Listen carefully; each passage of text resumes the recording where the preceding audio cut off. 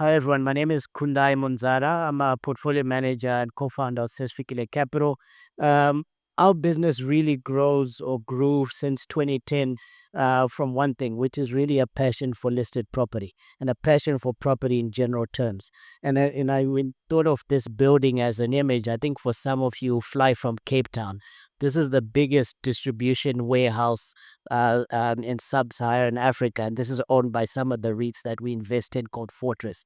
So every time, on the weekends, I'm dragging my wife to go do property tours. I had my son in Newcastle over the weekend, and he had his first property tours because he learned how to speak, learned how to walk about 3 weeks ago. So he's in the game now. But it really comes from a real passion for the asset class, which is listed property. And the second thing we really pride ourselves on is looking for those places of differentiation within the sector, within listed property. And it speaks to how we manage this particular fund. So, what does the fund do? Broadly speaking, what the fund does is it invests in South African listed property companies, but it also invests in global listed property companies. If you think of it as the two buckets, about 60% of that fund will be the local piece, which is JSE listed property companies, with the balance being the offshore space. And I'll speak about this a bit more.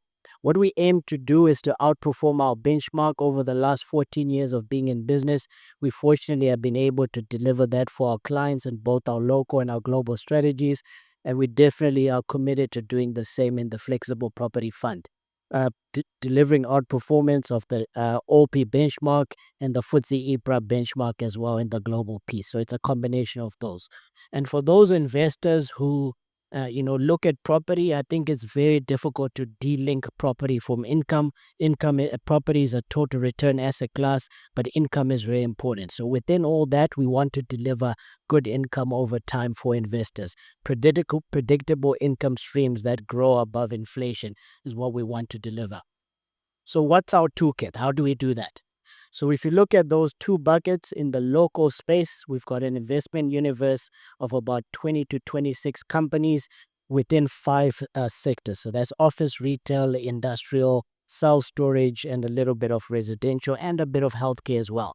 But it's all JSE listed property companies, and some of that see-through exposure is in places like Romania and Poland, so Central and Eastern Africa. But not Africa, Central and Eastern Europe.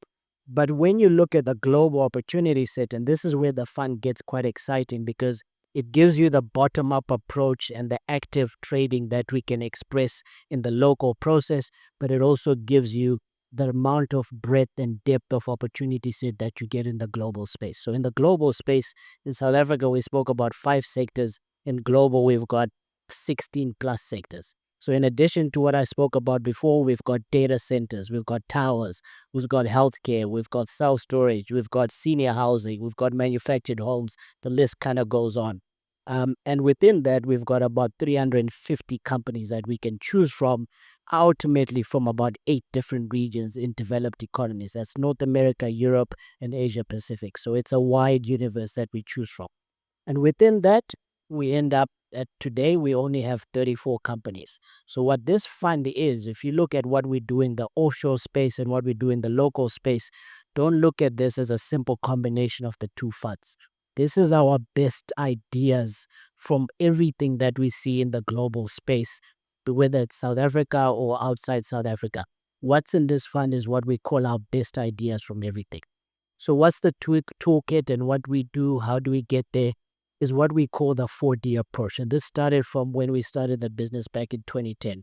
So we've got a passion for direct property. I told you about my son starting his first property tour on the weekend. He's a key part of the investment team with about 1.5 years of experience. Secondly, we focus on the detail. So we want to make sure that we understand these companies intricately.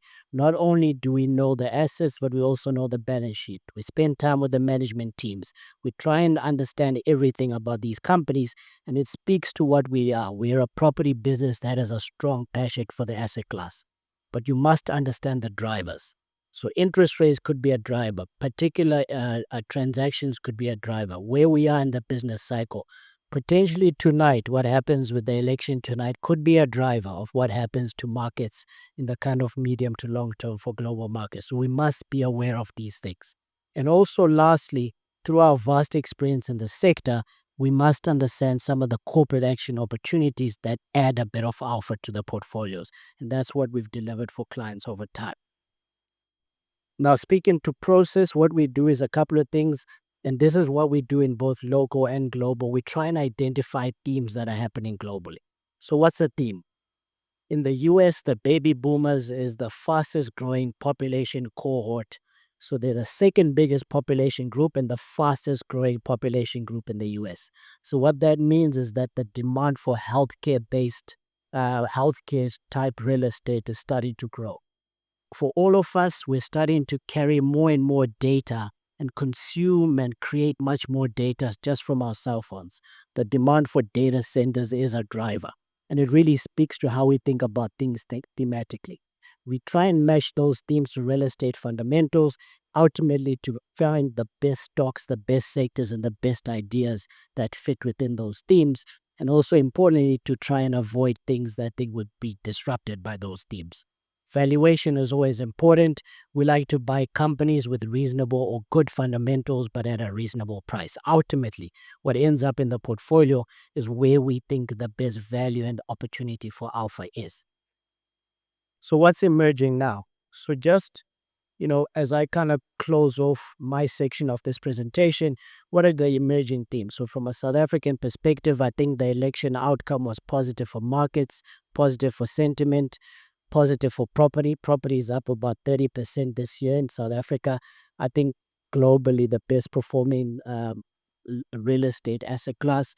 But also we're leaning in on demographic drivers or necessity-based real estate. So as the economy starts to slow, interest rates starts to turn down, we want to focus on necessity-based real estate. I spoke about healthcare.